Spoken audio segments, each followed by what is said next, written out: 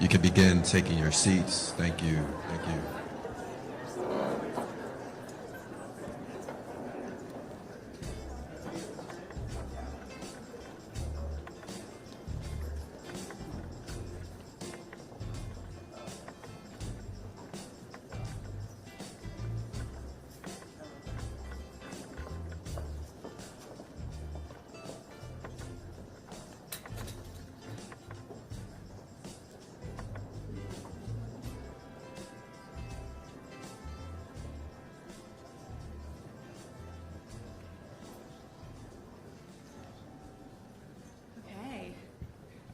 Good morning, everyone.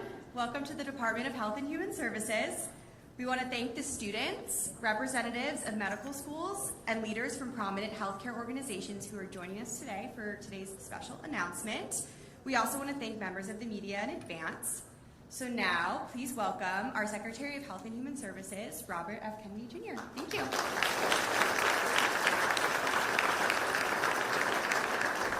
Good morning, everybody. I can't tell you how excited I am to be here today, and thank you all for joining us.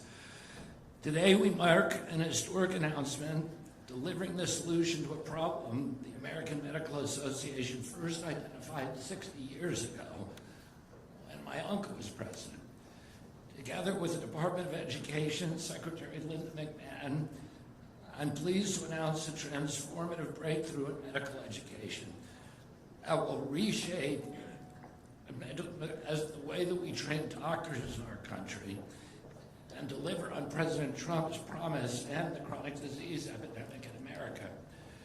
53 medical schools across 31 states are driving the national movement to champion nutrition education and reshape the future of medical training. Beginning this fall, these schools will require every medical student to complete 40 hours of comprehensive nutrition education or competency equivalent before graduating. More than 30,000 physicians each year will now graduate equipped with nutrition education to help prevent, treat, and reverse chronic disease. This is how we implement the MAHA agenda. This is how we make America healthy again. I want to give a special thanks to Florida Congressman Vern Buchanan for being a champion for nutrition. He told me this morning that he spent 40 years advocating for this. I'm very, very grateful for all of your work and your leadership. And he authored a letter to the accreditors last fall supporting our nutrition efforts. I also want to thank Indiana Senator Jim Banks, Wisconsin Senator Ron Johnson, North Dakota Senator Kevin Kramer, and South Carolina Congressman Sherry Biggs, and Florida Congressman Aaron Bean. And I also want to thank three people in the audience, Marty McCary, our extraordinary FDA commissioner, Dr. Oz ran for president successfully of his medical school on this issue, on getting more nutrition education in the school. And Jay Bhattacharya is doing an amazing job, both as NIH administrator and recently as a CDC's acting administrator. He really wanted to burnish his curriculum vitae. I want to acknowledge the support and partnership of this initiative from President of the American Medical Association, Abhi Mukamala, Abhi, and the President and CEO of the Association of the American Medical Colleges, Dr. David Scorton, and the President of the American Association of Colleges and Osteopathic Medicine, Dr. Robert K. And special thanks to the University of Nebraska President Jeffrey Gold, who played a key role in guiding our efforts in assuring that this was a school-led, consensus-based project. Florida State University President Richard McCulloch and Dean Alma Littles, who along with Dr. Gold were the first to encourage and embrace this tremendous initiative. Thanks to the deans and senior officials representing 53 medical schools, as well as leaders in medical accreditation who have been working on this exciting announcement that we're going to unveil later in the day. And special thanks to Dr. Travis Smith and Sam Waters for their relentless work to make this a reality. Thank you all for being with us today. We know why we are here. Chronic disease is overwhelming our country, and it is accelerating. We spend when my uncle was president, we spent 0 on chronic disease in this country. Today, we spend $4.5 trillion a year on healthcare, and 90% of it goes to managing chronic disease. Poor nutrition is often at its core. 6 in 10 American adults live with at least one chronic disease. 4 in 10 live with 2 or more. 38% of our teens are pre-diabetic or diabetic. Nearly 40% are overweight or obese. Almost 1 in 5 adults has non-alcoholic fatty liver cancer. When I was growing up, doctors rarely saw any of these conditions in children, and now they are commonplace. The AMA, the AAMC, and ACON have sounded the alarm. Medical education must teach the science of nutrition. Yet today, the average medical student report receiving less than 2 hours of nutrition education every year, and that ends now. In conversation after conversation with leading researchers and medical school deans, I heard the same message. America's academic institutions stand ready to lead. They want to bring the full weight of American science to this crisis, and they want to move faster than anyone thought was possible. Our doctors are among the most dedicated and professional in this country. They chose this calling to heal. The leaders in this room are not the obstacles to reversing chronic disease. They are the solution. Today's announcement strengthens the doctor-patient relationship. It equips physicians to work hand-in-hand with dietitians and other health professionals. And it shifts our system toward prevention instead of perpetual prescriptions, with the promise to lower healthcare costs in the process and to give us higher quality and better health. To accelerate this effort, HHS will invest $5 million through a multi-phase NIH Nutrition Education Challenge, thanks to the leadership of Jay Bhattacharya. We will support curriculum development and fund clinical training in gold standard science. We will extend this effort beyond medical schools to residency programs, nursing, dietitian, and nutrition science programs nationwide. To be clear, today's announcement is not the Trump administration dictating medical curricula. Today represents a mutual recognition that HHS and leaders in American medicine can come together to advance shared goals and interests. After months of seeking feedback, we landed on a clear standard, a minimum of 40 hours of nutrition education across all 4 years of undergraduate medical education.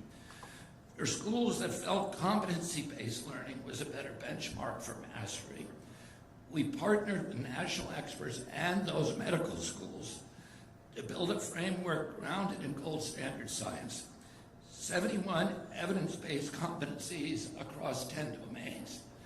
These competencies are not a curriculum, and they are not a mandate. They are one resource among many and a non-exhaustive list. This morning, we unveiled a public website, hhs.gov/nutrition-education.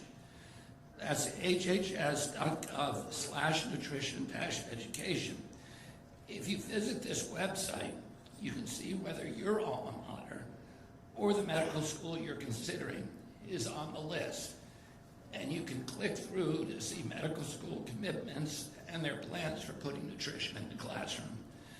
This website is not just about us championing their efforts. It's a public commitment from these institutions to hold themselves accountable, to be a public leader and a catalyst for change.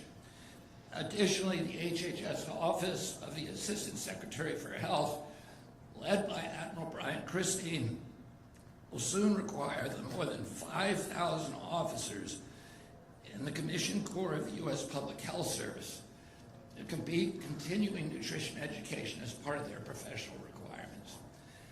Admiral Christine and his team will convene national experts in the coming weeks to ensure that our Commissioned Corps is equipped with the leading science to best serve the country. At HHS, we are leading by example. This is how the movement starts. If your school is not on today's list, that does not mean the door is closed. We welcome you, we encourage you, we expect you to step forward. We thank you very much, and we want every medical school in America to participate. This is one of my proudest days at HHS. I want to thank you, the deans and presidents of America's leading medical schools on the days and in the audience, and the AMA and the other organizations that have worked with us for months to achieve this monumental accomplishment. You've shown yourselves to be dedicated champions to the battle, in the battle to reverse America's chronic disease epidemic. Thank you all very, very much. I now welcome my friend and my colleague, Linda McMahon. Linda's become a very, very close friend, and my niece, Zoe Hines, recently signed a contract with WWE, which Linda has a lot to do with, to become a wrestler, and I'm really looking forward to knowing so many good doctors who can treat her after.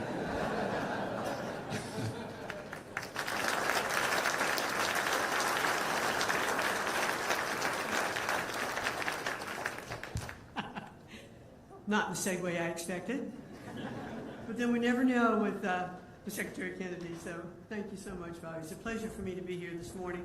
And hello, everyone. It's an incredible honor to join you as we celebrate this major commitment to reforms that will reshape American medical training for generations to come. And I'd especially like to thank Secretary Kennedy for leading this common sense reform that will benefit every single American. How many times have we heard, you are what you eat? Well, some days I'm kind of proud of that, and other days I'm going, man, I'm going to be rough tonight because this was not a good day for eating for me. But we really do have to focus on our nutrition. It is so incredibly important. We know that there are certain foods that cause inflammation, and how much of the different diseases that we see today are just really inflammatory responses. Today's announcement puts nutrition and prevention front and center in how we train tomorrow's doctors and healthcare leaders. It's a privilege to recognize the dozens of medical schools stepping up to strengthen nutrition education. Because to make America great again, we must first make it healthy again. Today's announcement reflects a shared understanding. Quality nutrition is foundational to a healthy life. For too long, this essential pillar of public health has been overlooked.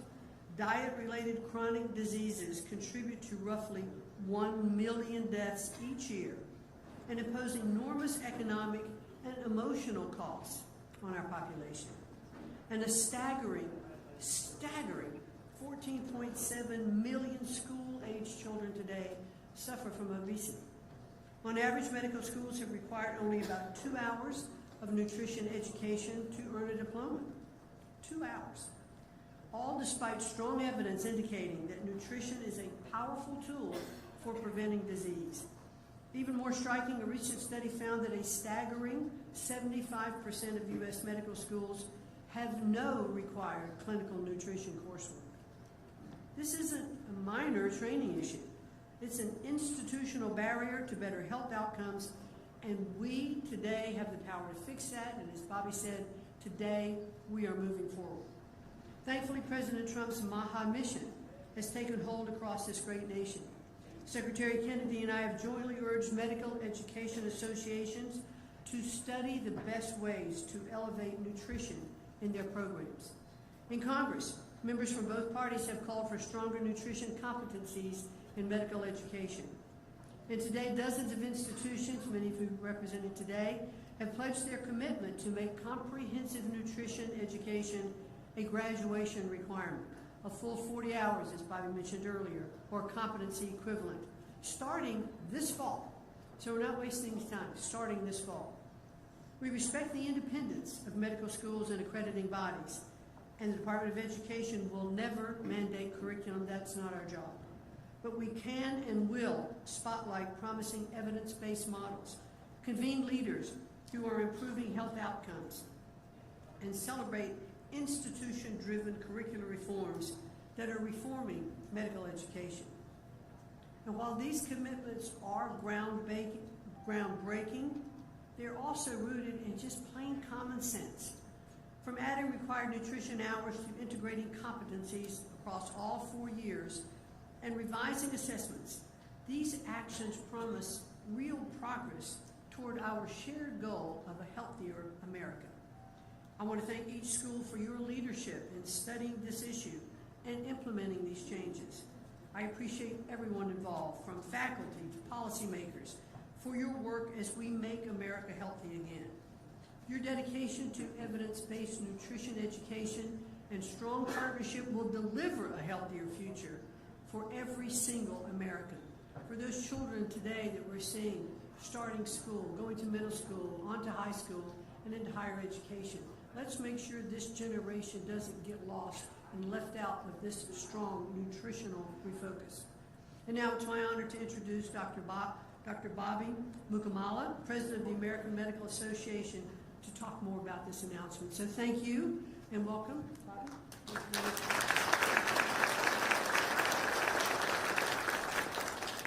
Well, thank you, Secretary McMahon, Secretary Kennedy, for your leadership in bringing attention and action to this issue.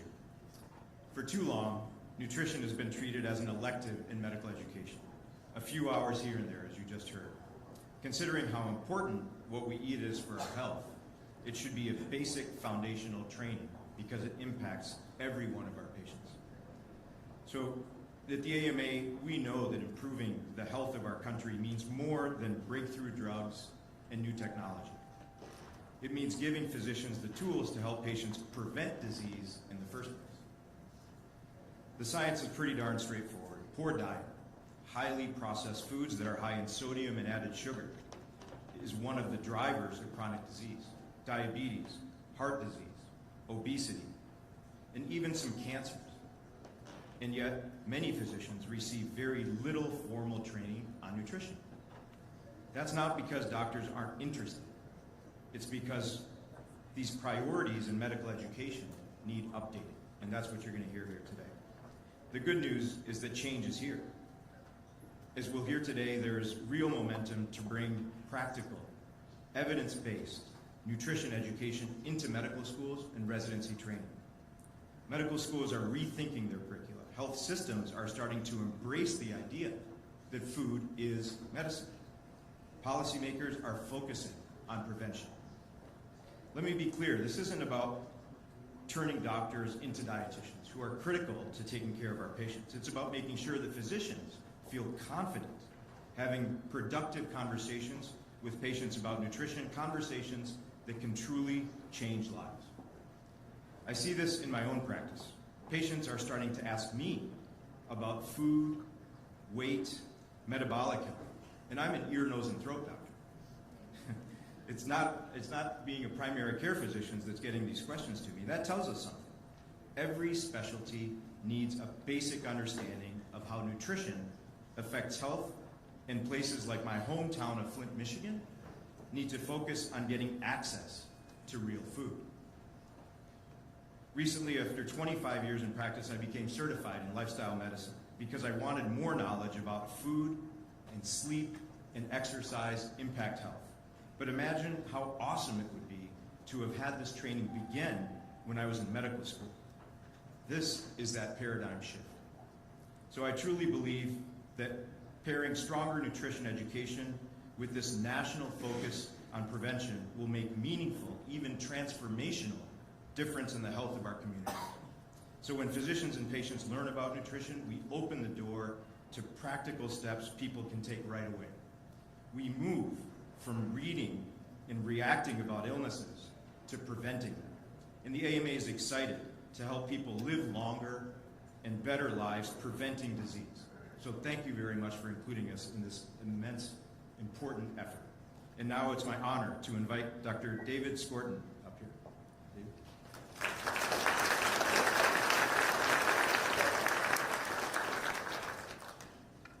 Thank you, Bobby, and good morning, everyone. And I want to add my thank you to Secretaries Kennedy and McMahon for the opportunity to be here today and for your sincere colleagueship on making us move forward.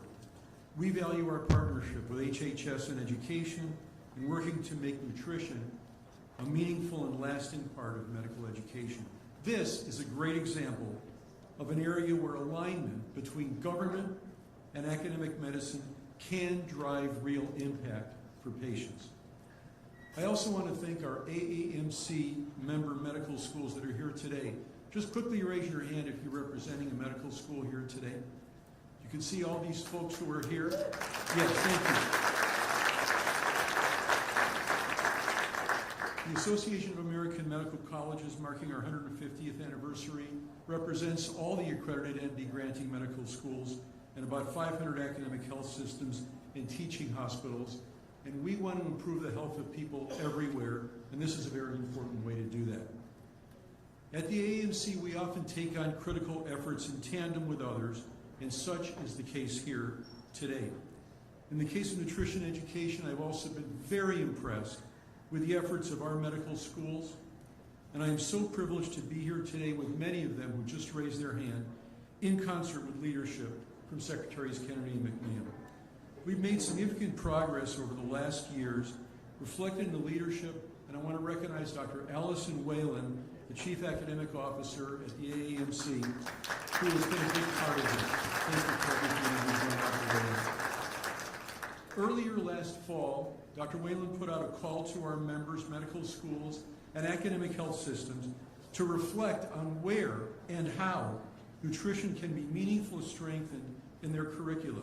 Today is about recognizing this important work and committing to doing more in the future and acknowledging the commitment of HHS and education on this particular topic.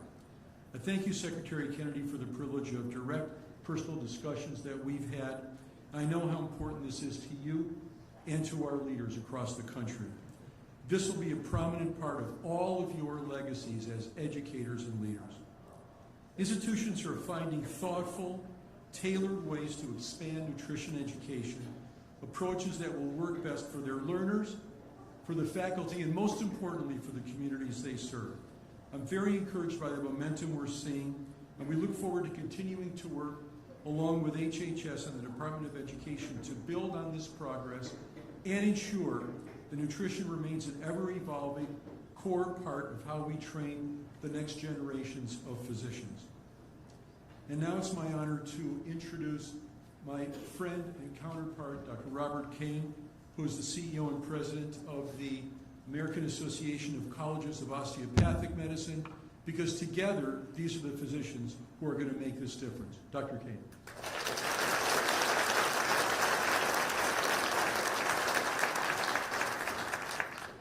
Good morning. I want to thank Secretary Kennedy, Secretary McMahon, for elevating prevention and launching this national conversation about nutrition. I'm honored to represent the American Association of Colleges of Osteopathic Medicine here today. I'm going to go maybe just a little different direction than what we've heard.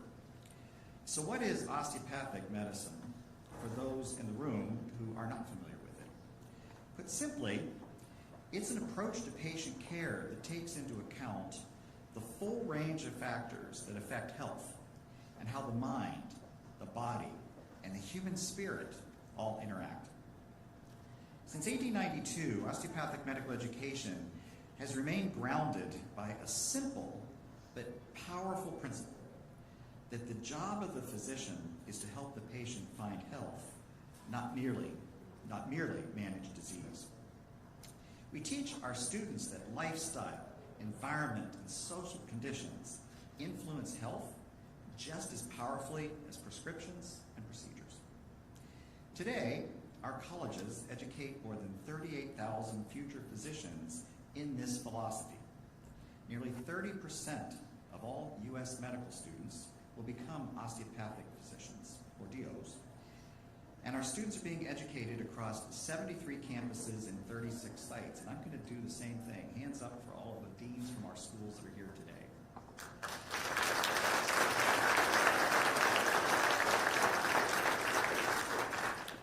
More than half of our campuses are located in rural and underserved communities where prevention matters most. Now that's not accidental, it's indicative of our roots.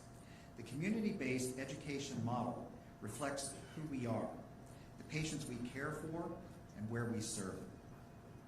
In the United States, an estimated 80% of healthcare happens in these community-based settings, not in tertiary medical centers that tend to get the most attention.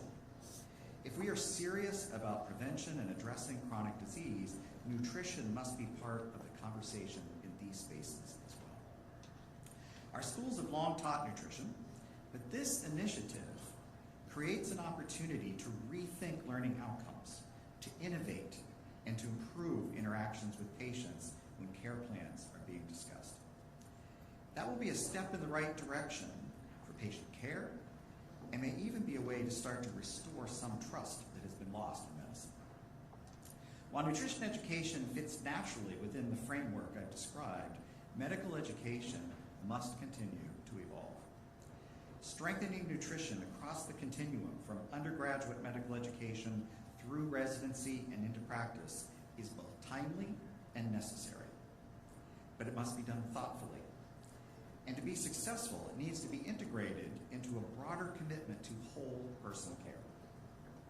Osteopathic medical education stands ready to partner with HHS and the Department of Education and other partners across the healthcare system to advance this effort and bring our unique experience to the table. Thank you for including us here today, and we look forward to contributing to a better, healthier future for the American people. And now I would like to introduce the final speaker, Dr. Jeff Gold, the President of the University of Nebraska.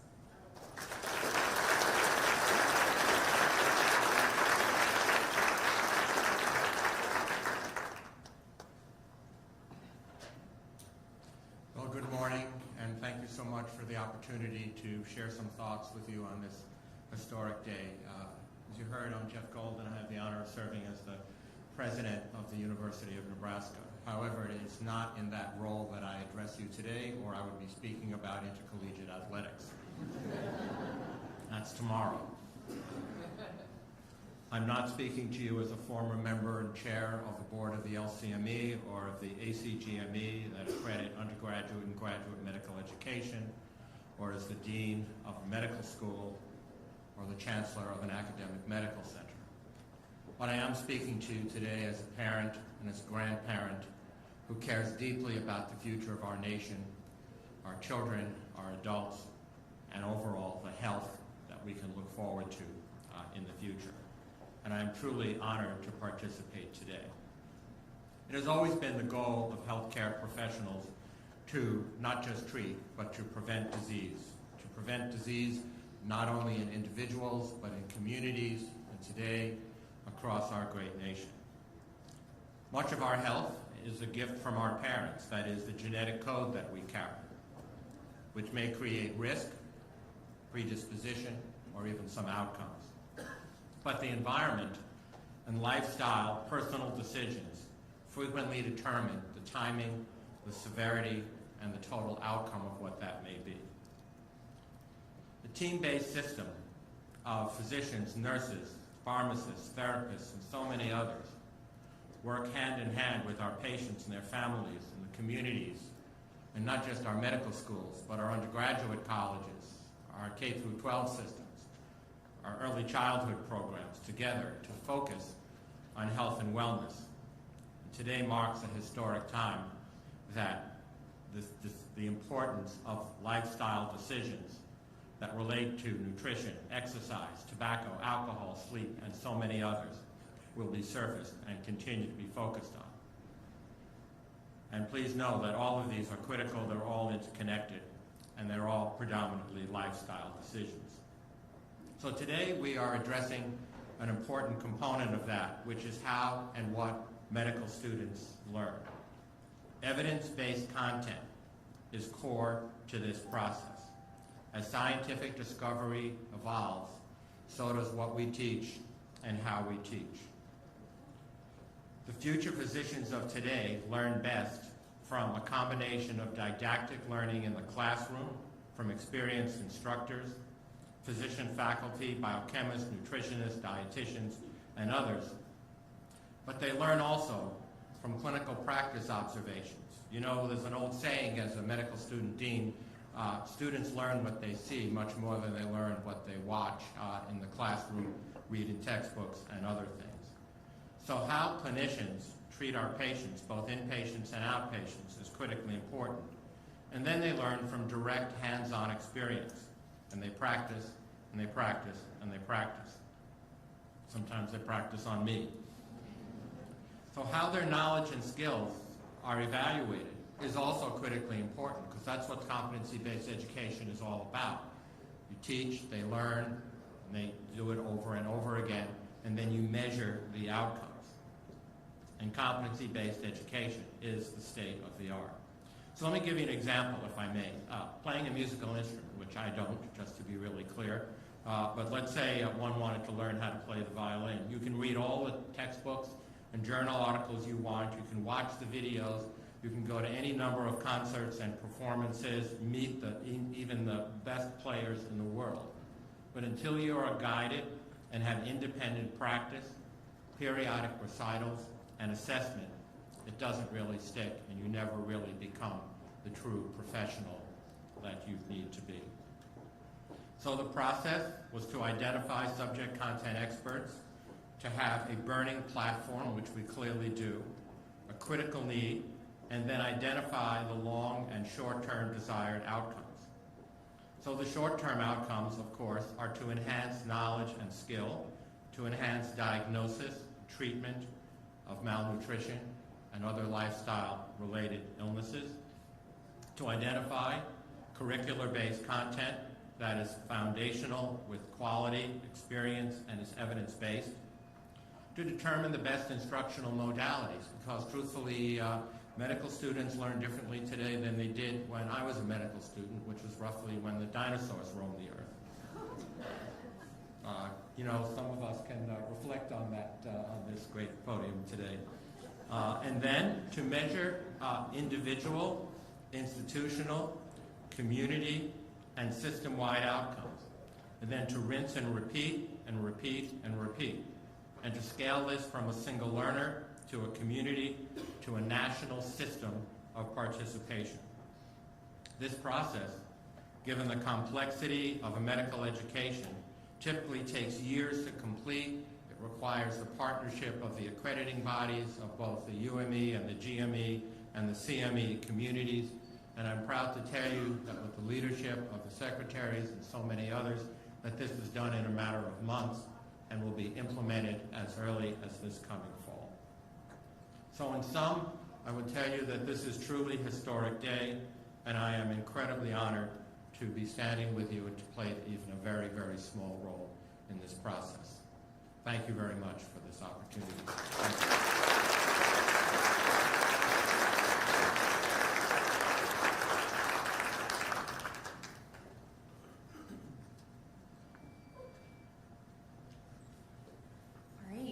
Thank you to all of our incredible speakers. We will now be opening up for Q&A to our press here. Please keep your questions to the topic of today's announcement. And when you are called on, please stand, state your name and outlet so we know who you are. And I also have some of our great advisors with me today as well. So we will get started. Let's start with Arthur. Thank you.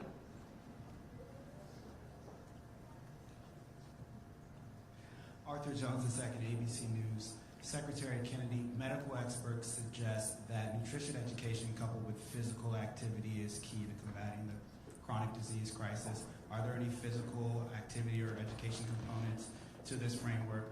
And since we're at an education event, Secretary McMahon, you've been in office for 1 year this week.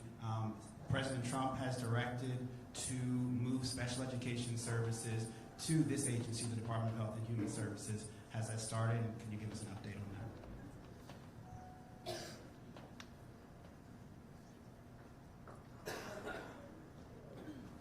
I'll let Linda handle the second question.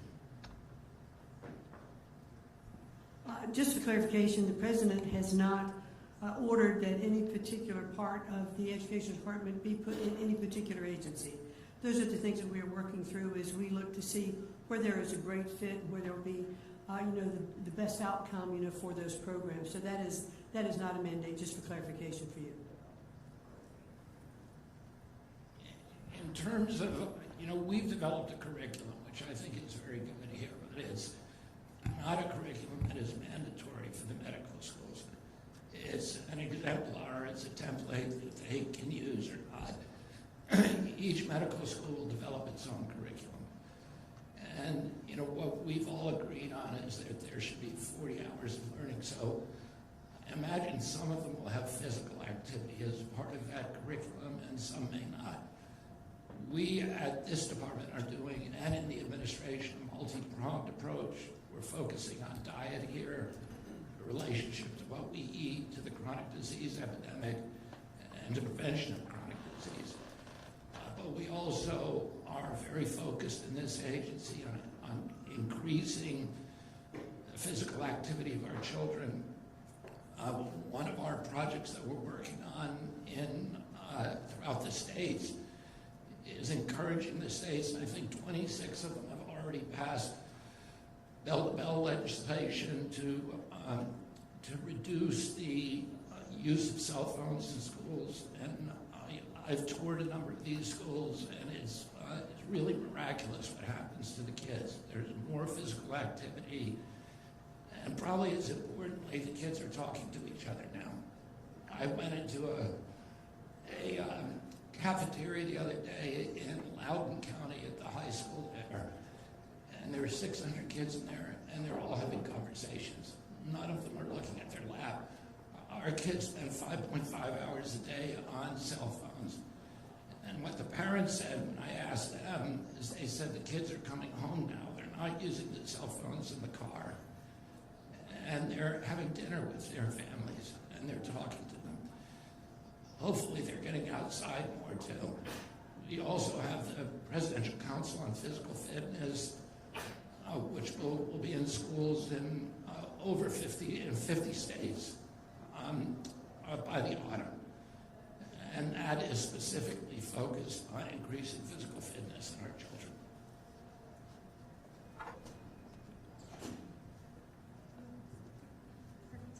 All right, thank you. Can we have Carmen right here? Thanks. Thank you so much for doing this. I'm Carmen Blanc. I'm a health reporter with Politico. Secretary Kennedy, you've spoken recently about a new initiative to teach Americans how to cook. You've talked about how people have lost this practice at home that is so important for the family cohesion and obviously for their health. I was wondering if you can give us a bit more details about how that would work in practice. Would that be HHS? Would there be cooking classes? Can you give us more details of how that would be done in practice? Thank you. We've assigned that project to the Commission Court of Brian Christine, and I'm not sure exactly how he's going to carry it out, whether it's through contracts or through Commission Corps officers. But one of the problems that we have, we're figuring out ways to make sure that people can get their protein budget even from food banks. We have a very, very good program that we're about to launch on that. But one of the big problems that we're running into, one of the big impediments, is that Americans have forgotten how to cook. And a lot of them don't have basic skills. They don't have the pots and pans, they don't have the cutting boards, they don't have the cutlery, and they don't really know how to shop. You can eat a lot cheaper at home than you can eat with fast food. Big Mac meal now costs $12 to $14. We're now filling this new program that we have in the military that Pete Hexit has. We've gone, the budget for the military is $18.50 a day per soldier for 3 meals a day. And Chef Robert Irvine, who's been retained by the Pentagon, is feeding our soldiers very, very high quality food, which they're lined up now to get at $10 a day. And what he says is you don't have to, it doesn't cost any more money. We don't need more money to make sure people can eat well. We just need to buy smarter. Problem is, Americans have forgotten how to cook, and they don't know how to shop. And so part of what we're trying to do is to re-educate them in those skills, and it's important not only so that they can get access to affordable, high-quality food, but also, you know, it's one of the things that brings people together. It shapes communities, and we have a spiritual malaise in this country. You know, suicide is now, for certain groups of kids, the highest cause of death. We have children who are lonely, who are isolated. We have a crisis of fragmentation and isolation around the country, and we need to start bringing people together and give them a sense of connection, give them a sense of community. And one of the ways to do that is to encourage them to go through this ancient ritual of making a meal with their family and then eating a meal with the family. And that is the basic core for reestablishing connection in the community. And President Trump understands that we're engaged right now in spiritual warfare, and that the malevolent forces want to drive us apart and end our connection to each other. And one of the ways that we can remedy that is by, again, reinstituting this sacred ritual of eating with each other and cooking with each other. Thank you for that question, and I guess I want to echo exactly what Secretary Kennedy said. So in my hometown of Flint, Michigan, when we go to the north side of Flint, it's hard to find a grocery store that isn't loaded with products on the shelves that have a bunch of preservatives in it. So part of it is just access to the healthy food. But then what do you do with it, right? Putting that in our kitchen is one thing, but learning how to cook it in the right way so it's healthy is something that we do in our own Flint Farmers Market, a brand new facility that has a beautiful kitchen in it.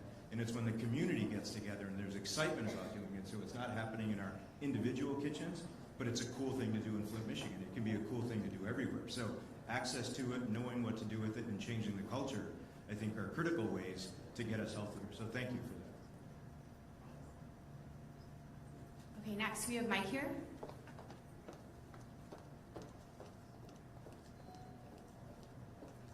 Hey there, Mike Bender with the New York Times. Secretary, you've mentioned before that schools without sufficient nutrition education may face funding cuts. I'm wondering if that is still on the table, and if you would like to propose similar changes to the medical school curriculum, as it relates to vaccinations. Today's announcement is purely about a celebration, so this is purely highlighting the leadership of the schools and putting a megaphone behind their efforts. So, just to add, the issue of medical education, right? This is a 100% issue in polls. This is something that was clearly discussion from MAHA voters that we felt very compelled to push. I want to say what this event represents today is the result of hundreds and hundreds of conversations and good faith dialogue with people on the stage. And something I think that's become very clear to HHS is there's big dramatic things that we can work together across the medical system between Secretary Kennedy, the administration, and leaders of the medical industry on areas of common agreement. And everyone on the stage, and frankly, everyone we have talked to in the medical industry, medical schools, AMA, AAMC, they agree, as they've said today, that the medical system has produced absolute miracles that's contributed to the innovation over the past 100 years that we could have never dreamed of, life expectancy increases, but we have an issue today where there has been a cascade of chronic disease, where 90% of this building's budget, and this building oversees the largest budget of any government in human history, is chronic disease that are tied to preventable lifestyle factors to a large degree. And that has been a lesson for us, and it's been a learning experience. There's real areas of common agreement. So there's no coercion coming from here. We're outside of the political campaign arena. We are rolling up our sleeves, working together. This is the start. And what we hope, and I think everyone on the stage hopes, is the result of additional impactful initiatives that we can work on together. And that is the energy that HHS and the White House is bringing to this. Okay, great. We'll take one more. We have any? Right here in the corner. Thanks.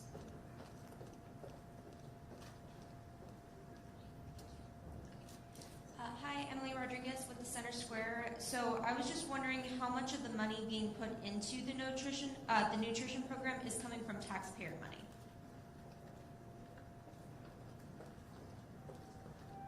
The NIH commitment?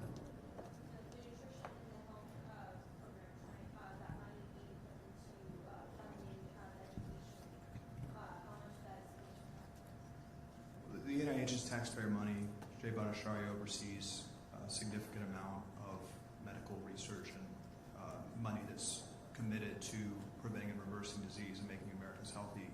So that's one tier of a commitment that Director Bhattacharya has made to steer the NIH and work with the medical community. I think strongly agrees with this message to use the NIH, those taxpayer appropriated dollars, to prevent and reverse disease. So yes, it's taxpayer money, and I think it's very clear from the administration and another example of, I think, great alignment with people on the stage that we want to figure out how to use that money to spur curiosity and spur solutions to reverse the root cause of chronic disease.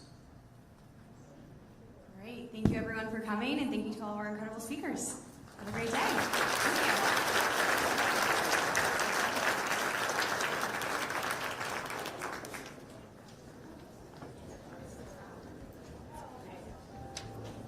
If everyone could actually stay in their seats, we're going to do a picture this way with you all in it.